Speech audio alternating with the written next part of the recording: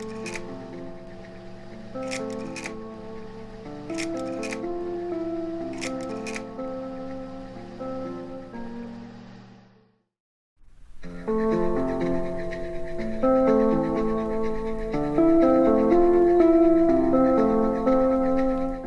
то есть дошло до того, что я вижу видеоролик, где человек идет на протезе, и я ему завидую, потому что он ходит намного лучше, чем я.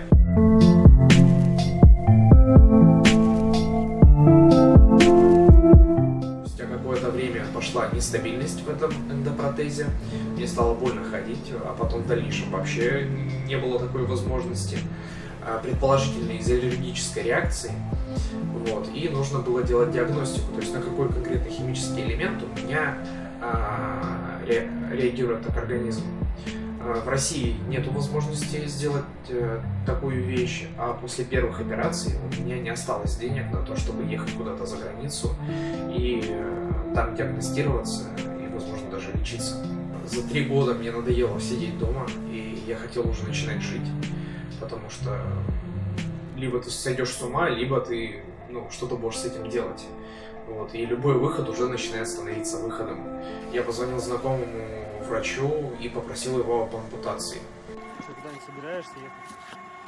В дальнейшем, да, я, видишь, сейчас артистом классным хочу стать. Вот. И в планах как бы есть, да, желание катать по городам свои шоу-программы, но продавать себя не только в городе. Это. А ты в плане, ты как бы что делаешь? Я музыкант. Бокс? Осторожненько с кружком.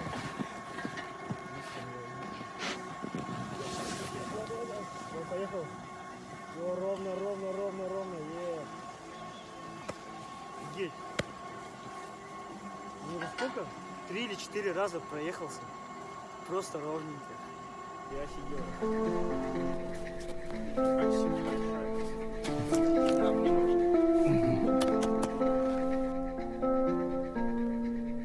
У меня есть глобальная цель – поменять менталитет, именно конкретно в своей стране.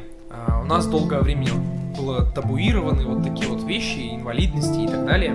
Это одна из главных причин, почему я закатываю штанину. Я показываю людям, что это нормально. И такой человек может быть полностью дееспособным. А воспринимать это так, как будто у меня ножка от табуретки, и мой потолок — это просить милостыню в переходе, ну, как минимум, опрометчиво и глупо.